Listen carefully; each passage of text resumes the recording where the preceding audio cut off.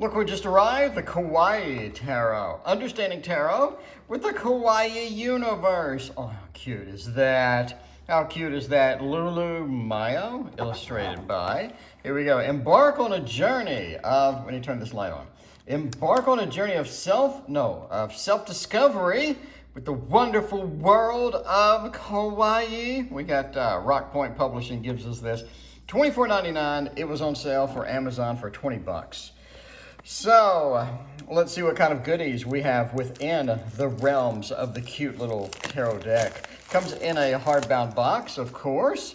And, ooh, look at that sheen. Very nice sort of edging there. All right, let's open it up. Ooh, opens up like a book. Ooh, that is cute. That is cute.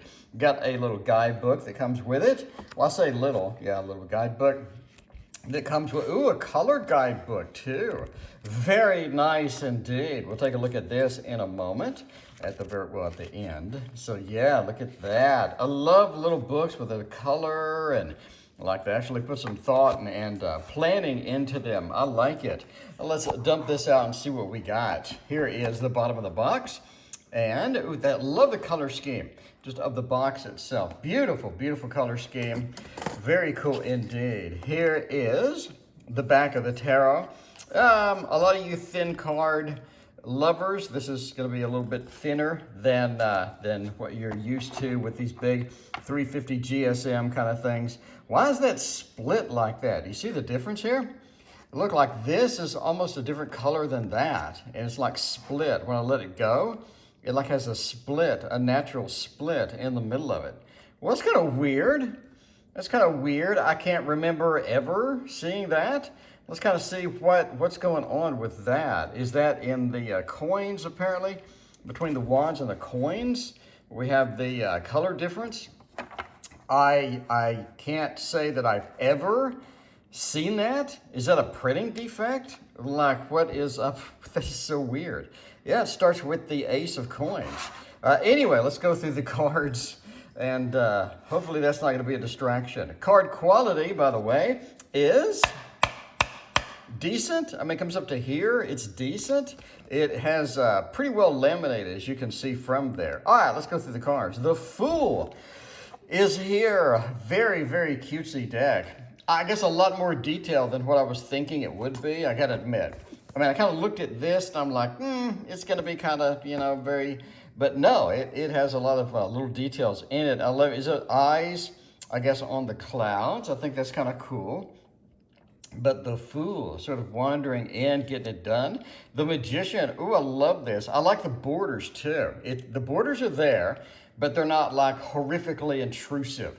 So borders are nice when you're printing a card because now you kind of know where the cutoff is, because a lot of times your art has to extend way, way off of, and you're sort of guessing where to extend the art, how far off. So borders are kind of nice when you're printing cards. I'm going to have to say that now. Not intrusive. I like it. I think it looks good. The Magician, very cute. I like the little paddling bunnies on the pathways through the water, I guess. High Priestess is also very cute. Ooh, I love the fact that the chair or the throne, or in this case, the boat, is in fact the crescent moon. That is so cute. This deck is impressing me a lot more than I thought it would. I mean, I saw this and I'm like, but this is impressing me a lot more than I thought it would. I have to admit that now. The Empress, very pretty. I love how the bunny is holding the Venus symbol and whatnot. Looks like a little poodle dog. That is so cute. Oh, the little crown is sort of embedded within the froofy poodle hair. The Emperor. This deck is a win, man. This deck is a win. I love this. I'm going to use this every day. This deck is a win. The Hierophant. Again, a lot more detail than I thought was going to be there. You got the keys. You got a double key, which I think is kind of interesting. You got a shooting star, and you have the clouds with sort of the eyes in them, or the double dots, or whatever we're going for. Oh, the Lovers. That is a great card. That is a great card. Is the mountain erupting into their booty? It looks like it. It looks like maybe a mountain is erupting into their butt. Or vice versa. I don't know. I don't know how gassy two love bunnies are, but that could be. Wow, look at the detail in the Chariot. Again, a lot more detail than I thought it was going to be here. A lot. The sort of the pads kind of look like the Ace of Cups kind of feel there. I love it. I love how the sort of the frog is sort of creating things and sort of moving through and getting the butterflies in action. And then strength also is very interesting. Okay, a lot of things going on there. I love the fact that we have a little dog. Is that a dog or a cat? That's a little cat on the picture. That's really cute. And then we have the Hermit. Ooh, I like that. Nice and cold with sort of the cheetah or whatnot on the background. The Wheel of Fortune is too cute. That is, reminds me of the Seven of Cups, quite frankly. That I wouldn't be shocked if that was like similar to the Seven of Cups. The Wheel of Fortune. I got the lovers right here. Ooh, on sort of a red. Looks like a macaroon. Looks like he's stuck inside of a macaroon. The Justice card. We have a fatter bunny that weighs more than the little bunny.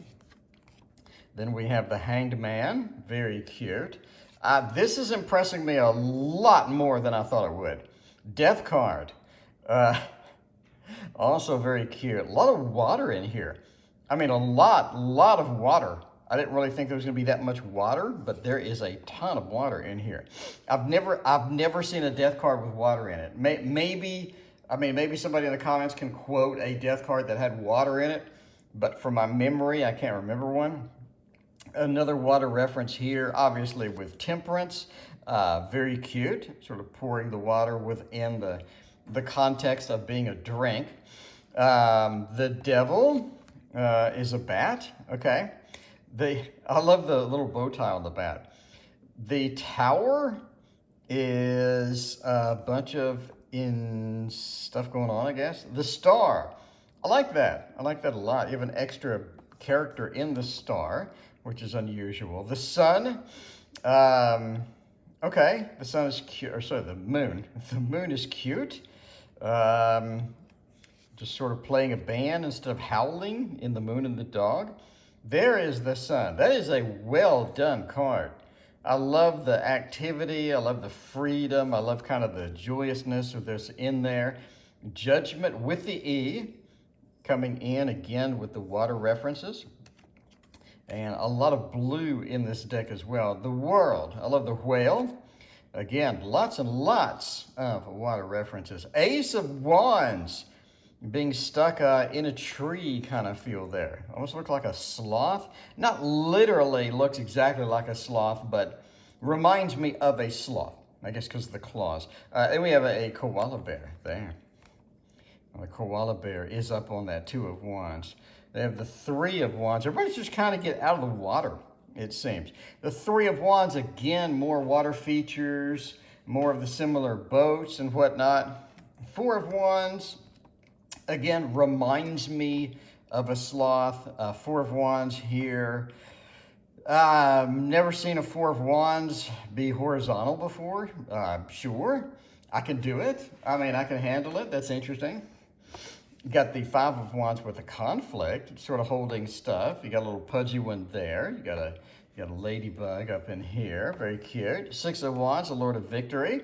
Sort of riding there. And we have some more animals on the stick. You have a Seven of Wands, a defensive nature here, from a gift there on top of a gift. And the Eight of Wands. Ooh, I like the night sky. Very few Eight of Wands have a night sky. I know some of the Harry Potter wizards type of tarot will have them flying through the air on a broom or whatnot at night, but this is interesting that the night sky with that much color, I kind of like that. Sort of Candyland. I like that. Maybe a Tasty Tarot reference. More candy. The Ten of Wands. Ooh, interesting indeed. The Page of Wands. There we go. Sort of playing the drum with their foot, I guess, with the little footsie. Knight of Wands with the activity, riding through, going forth. You have all the characters and creatures. In there, we have the Queen of Wands over here, and then we have the King of Wands over here. So we have a very froofy dog here with the Ace of Coins. Come get the bone. Now here we start with the opposite cards. So here's the variance between the old and the new color of the cards. And it just seems like, interesting. It just seems like they're bent in a different direction. So you can kind of see they spin a little bit, whereas the other ones are not bent in that direction. They're bent in the opposite direction. Anyway, Queen of Wands with the cat. You got to have the cat in the Queen of Wands. King of Wands. Interesting. I'm going to have to do a little bit of a riffle here. A little bit of a riffle in order to get these, where they don't spin. So there we go. Yes, I know you can riffle them and fix the orientation, but the color being different is just so interesting to me. You can't riffle and fix that. The Two of Coins, choices being made. Again, water, obviously, there's always water in the Two of Coins. Three of Coins, it's like we're on top of either, like a cake, sort of on top of a birthday cake that's turned into a little carnival. We have the Four of Coins, which is kind of cool, hanging on to what we got. All little creatures in there. Lots of little creatures all over the place. A lot of creatures in the background, which is interesting. I think if like somebody's watching you, reading, or somebody's lurking kind of thing, I think this would be a good deck because there are a lot of cards with lurkers in the background. So it would be kind of a good deck for something like that. Five of Coins has a unique perspective here. Got a couple of flying creatures, maybe a fat batch with the I guess a church in the background. We have the love over here on the church. We have the Six of Coins, giving, sharing a carrot. So the rabbit is like, I want that carrot. And the other rabbit is eating their carrot. Interesting redo. Interesting twist on a classic. One character has the reward and another character is still begging for the reward. Ooh, I can't wait to use that in a raid. Ooh, the Seven of Coins. Oh, fool on cheese. We are stuffed with a wide variety of cheese. And the Eight of Coins, working on the shoelaces, because that's what we have to do sometimes. We have a Nine of Coins with the poodle. The poodle is back. Ooh, the Nine of Coins with the little bird. Ooh, very traditional. Somebody researched a real tarot deck before they made this one, unlike half the ones I review. Somebody did some research before they made it. Thank you. 10 of Coins, happy home, happy family. I like it. All right, Page of Coins, sort of steering into that. I do like how the coins are all different. In other words, it's not just a coin. It's a carrot, or it's a nut, or acorn, or whatever. So that's interesting that we have a variety of coins in the suit, which I think is good, because I think a lot of people restrict themselves into only coins or only round objects or whatever. And this gives a lot more playfulness and a lot more leeway to do kind of what you want to do. The Queen of Coins is here with the flowers kind of pointing down. Kind of interesting. And then we have a King of Coins with a very bright sunlight. Okay, now let's do the Watery Cups, which is going to be here. Is that a sugar cube or an ice cube? More like an ice cube? Yeah, ice cube, I guess. Ace of Cups, an ice cube, some kind of a cube being handed to a fish. Interesting. We have a Two of Cups, which is nice. You have the same sort of circular pattern that you had with the lovers, and I like that. It reminds me of the circular pattern with the snake and the Thoth, Two of Pentacles, but obviously Two of Cups, love is going to be still here. We have the Three of Cups, the celebration, playing the guitar. You have one person without a guitar, you have two with. Again, an interesting reinterpretation. It's almost like a Candyland. I mean, this is kind of like the Tasty Tarot. Just in a low-key way. This is a little bit of a Tasty Tarot. I love the star having a cup, the 4 of cups. Okay, so the star's offering it to the lobster, and the lobster's like, no way, man, no way. 5 of cups, a lord of sorrow, isolated out there. Reminds me of a king of cups, quite frankly. It does. The other cups are being submerged into the water. I like it, sort of an icy isolation. Most of the time in the 5 of cups, there's a way out. And in this one, there's not, which I think is a good reinterpretation of the card as well. So I love the playfulness but also the seriousness that was put into this, because you do have a lot of good reinterpretations of the cards, which I think will be useful in real readings. This is not a deck where you're just going to get it, you're going to put it on the shelf. This looks like it's for real readings. I mean, it has a lot of nuances that I really like. 7 of Cups. We have an octopus sort of serving up things. The octopus is holding a ship in one, could be the Titanic. 8 of Cups sort of wandering off and giving up and swimming away. They have Turtle coming in for the 9 of Cups. Okay, Turtle's coming in home, maybe? Turtle's coming home. The 10 of Cups, happy home, happy family. The rainbow is filled with little creatures and rainbows, and the rainbow of dolphins that are swimming with a water feature, and you have smiley faces instead of just eyes on some of the clouds, and very interesting. Everybody's playing instruments, and this is a musical tarot too. It's a musical tarot, it's a candy tarot, it's one of everything. It's a very watery tarot. If anybody just wants watery tarot, this is gonna be it. A candy tarot, this is gonna be it. Until the tasty tarot comes out, obviously.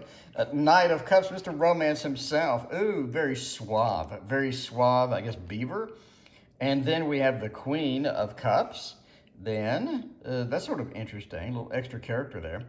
And King of Cups, and the little ship is back, the double Titanic. We're sort of riding the waves in the King of Cups. So the isolation is still there, but we're being supported by a sort of a friendly environment. We finally come to an Ace of Swords, 2 of Swords, again with the boats. We've got a couple of sea creatures, Loch Ness Monster, dragons, what have you. The 3 of Swords. Ooh, an individual is actually holding the heart, which is interesting. Sort of almost looks shocked, and the clouds almost look shocked as well. It's interesting that the rain is sort of isolated in the window. I love windows because they do talk about long distance relationships. They do talk about sort of a view to a different situation. A lot of times dreams, windows are great. So I love windows in any tarot. If you're making a tarot card, I love windows. 4 of Swords, a sleepy hammock kind of feel there. Interesting. We have a 5 of Swords with a very happy cake woman here. And everybody's sort of running away. They did not get any of the cake. Well, that's a meanie. Ooh, I love the pattern. I love the sort of the pointillism pattern almost there, with the 6 of Swords riding towards us instead of away. Interesting. Very few decks have us riding towards us. So many good reinterps. Love the reinterps on this. 7 of Swords, escaping. It looked like we got a couple of donut injuries there. The 8 of Swords, sleepy time, but restricted. A very big fall harvest there. 9 of Swords. I'm not sure what's going on there. Okay. And the 10 of Swords. Look like everybody, all of the good stuff has a sword through it, except for the cat, who is looks like it just barely penetrated. A lot of candy and treats in here. Page of Swords, also interesting that they're on a hill. Knight of Swords, very standard. Queen of Swords, okay, riding the butterfly, and the King of Swords. Interesting. Love this deck. I mean, I thought it was going to be a meme deck. I'll be honest, I thought it was going to be a meme deck. I thought I was going to open it up and make fun of it, but this is amazing. This deck is great. This deck is fantastic. Again, I'm not really sure what's going on with the differentiation here between the 2 colors, but with the 2 shades, maybe they were printed at different places, or maybe they had different printing machine make? I don't know. But anyway, overall, I think the deck is great because it takes tarot seriously. It has good reinterpretation, has a lot of extra symbolism in it, has a lot of added value. I thought it was going to be a meme deck, but I mean, quite frankly, this is probably going to be one of my favorite reading decks for a while. I love this deck. I can pull so much extra information with all the extra symbolism in here. It's beautiful, it's fun, it's good for kids, be good for a beginner. I love this deck. I thought I was gonna make fun of it, but I have nothing to make fun of. This is amazing. Let me know what you think about the Kawaii Tarot. Thank you for watching. Please hit like and subscribe.